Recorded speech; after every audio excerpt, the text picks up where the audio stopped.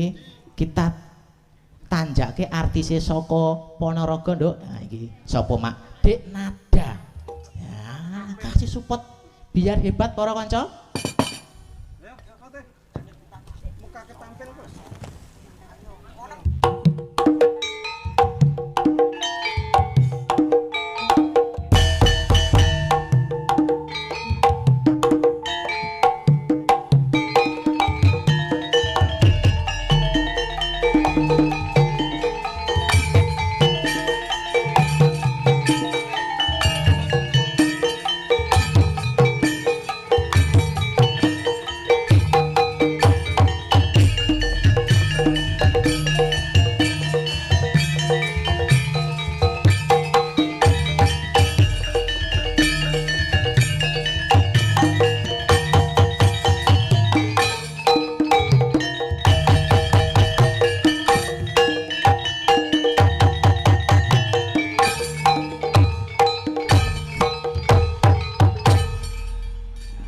Selamat malam Mbak Nada.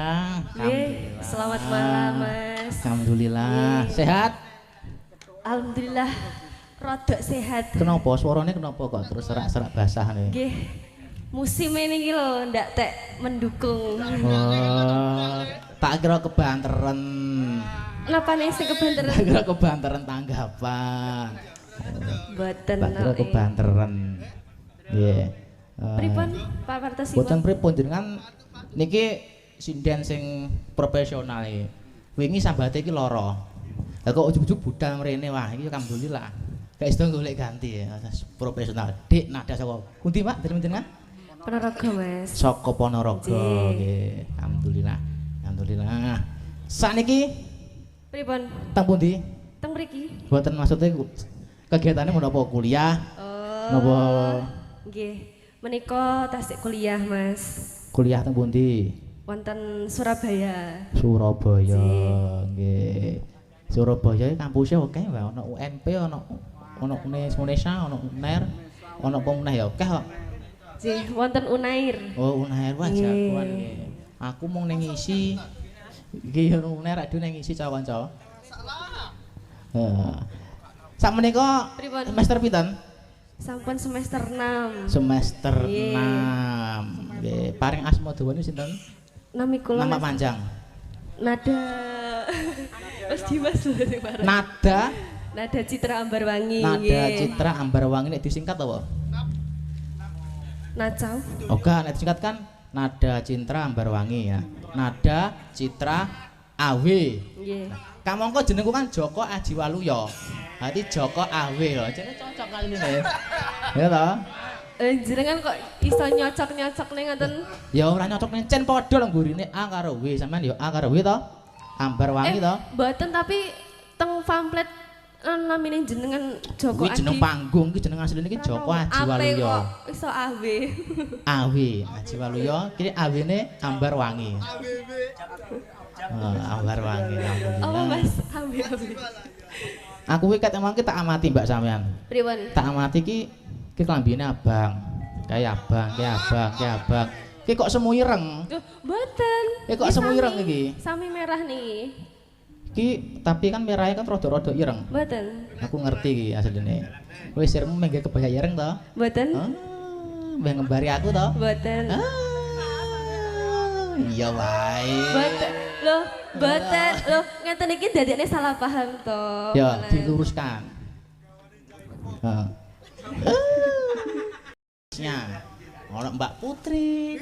Ya. Saka Pace. Nah, saka Pace.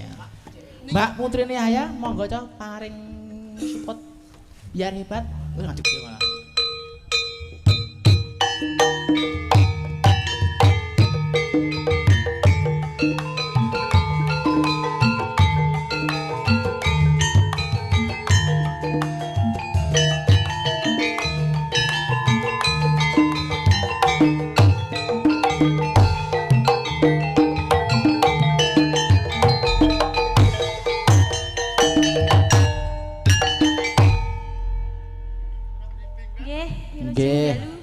Mbak Putri ini ya, apa kabar?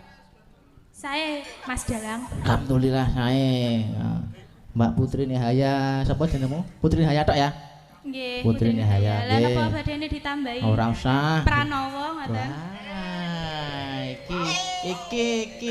iki masa Boten guyon lho Mas ngeten Nanti iki. dari dadi ngene, Putri Nihaya Pranowo. Nggih. Wah.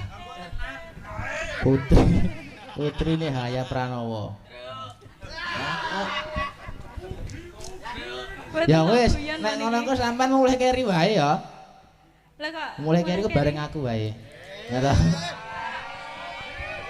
Mobilmu relek bensine. Ha piye? Boten, sampun. Nek jare kok nambahi berarti kok mulai bareng aku. Ya. Bareng Ya. aku. Ya ta. Engko tak duk kene mace. Kira pikep brambang. Oh gak nih ndi tak terkene omahmu. Lah jare Piye? cus ditumpakne pike brambang to. Lah gelem po? Ya mah nama mambu brambang aku kok. Oh, kan iso dicuci. Enggak mau. Iso diumbah. Nah, ta iso Iya lah, diumbah. cara aku- Iso dicuci, iso diumbah. Cara aku kecut zaman gak gelem. Jare sapa? Oh dicoba wae urut. Aduh, ya Allah. Wes Dang, Mbak Putri kaya pe dalem pundi asline? kula pi dalem saking Pace Mas Dalang. Pace nggih. Nggih. Pacene pundi? Pacene ngendi? Pacene Bandaran. Menyaran Pace. Nggih. Wetan apa kulon? Napa nggih? Niki ngaler nggih, ngalor ngidul. Ngidul ngulon. Lah iki ngira-ngira ki ngawur ki endi ya? Ngono kuwi desane. Ngalor duka. Ngawur ngono ki ning Gondang ki kira-kira.